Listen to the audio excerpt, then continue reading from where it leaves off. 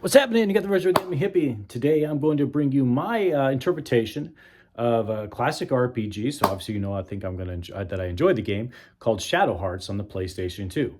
Now, before we get started, today's episode not paid for, but in use. Luke, Butch, or the Sheep Herders, or the Bushwhackers, and a little bit of Imperial Stout.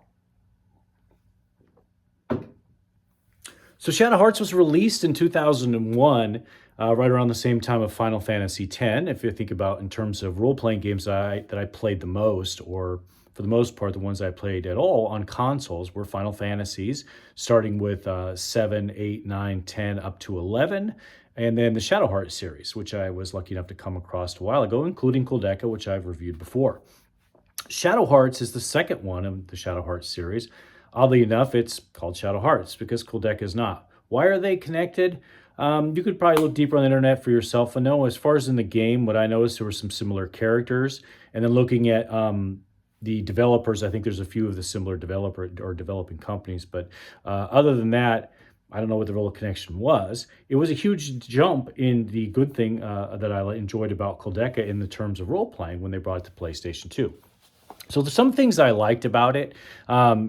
It had great presentation.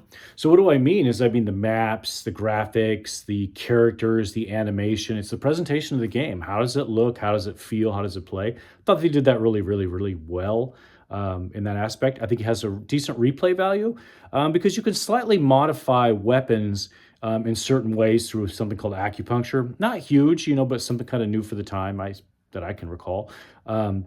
And various other aspects as far as how you choose to use your characters, either more magic based or more of physical based. Sometimes the game dictates what you have to do, so that doesn't really matter. You kind of want to make a balance, but I think it gives it a little bit of replay value for that, or at least value of wanting to play it much longer than normal just to find things. Not quite the Final Fantasy-ish, which I find Final Fantasy has lots of, I think, what you call Easter eggs to find or things to do in the game that really, really, really bring out the replay value there. I really like the cut sequences that they had for inside the fighting game. Not the actual storyline ones, but inside the fighting, like just some of the magic animations. And you'll see, because I'm going to show that. I thought they were very creative, and I'll let you draw your own assumptions from what you think about them. I don't think they get too repetitive, just like I don't think the music gets too repetitive, where some games it's kind of always the same thing over and over. And the Judgment Ring, which if you've heard anything about this game, it was definitely something I'd never seen at the time, or I believe is called fairly innovative at the time. That's the Judgment Ring, where you better pay attention in combat because you can hit stronger if you hit certain marks. And you'll see that in this game with my wonderful ability of videotaping my TV on my iPhone. Some things I didn't like about the game, I don't recall there being a map of what you're doing in the game. There's a big world map, which is great because it has different locations around the world that are set in real time for the most part. Shanghai, London. I really like that aspect just in the real world. But I don't recall there being a map inside the game, which makes aspects of the game difficult because there's a character that shows up, or one of the other innovations about this game is a malice meter, that the more things you kill, the more malice you gain. If you don't dump it, somebody shows up and they're kind of tricky. Well, it's not too hard to dump it if you can find a save point. But what I'm getting at is that there's some areas that can be tricky to navigate, but honestly, I didn't find it too much of a hindrance, but it could have used somewhat of a map that I don't recall seeing. I have played this game through twice. It's been a little while, but I don't recall an in-game map. Very dialogue heavy.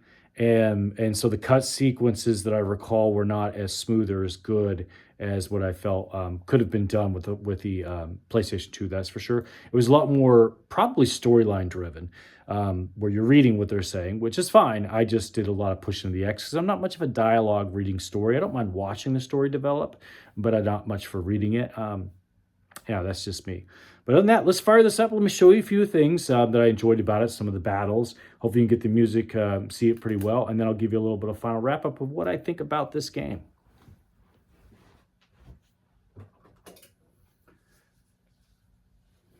Today we'll be using the green PlayStation controller. I highly recommend the PS2. The analog controllers are great.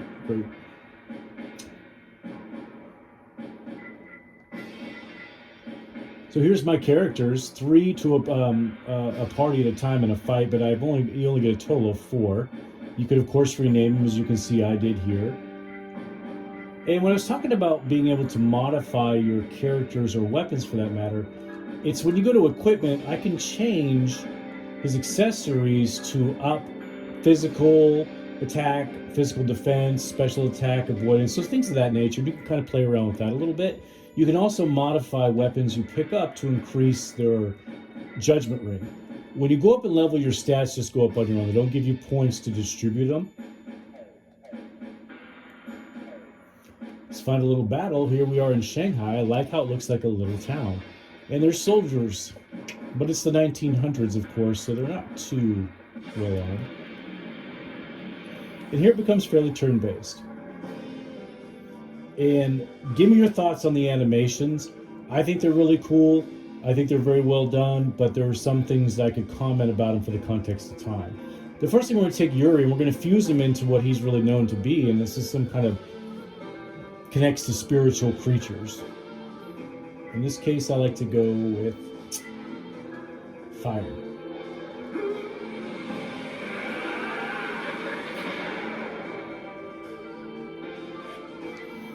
Attack away. Now here comes this judgment ring. You're going to see 3 areas, and these increase or decrease depending on what you're doing, and that's just kind of random when it pops up. You want to hit it in the yellow or the red. It doesn't sweep too fast most of the time. Just gives it a nice aspect to the game.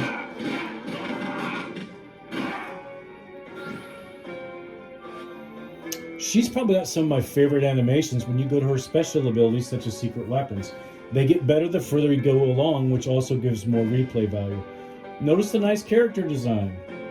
Let's see, let's scout these people so we can figure out what it is and watch her whip out some technology in 1918.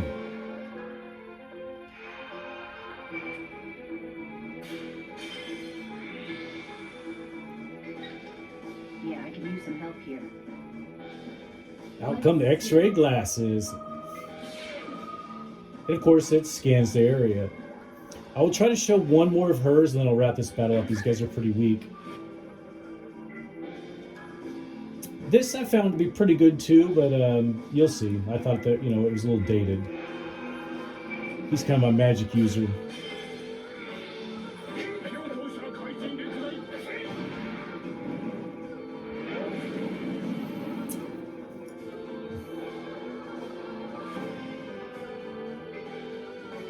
I'm just going to make him defend because I want to do one more secret weapon with her, which I think is just kind of cool to see, and it's the grenade, which is your first real AoE you get. But hers get much better the further you go along, and the other character is interesting as well with her animations.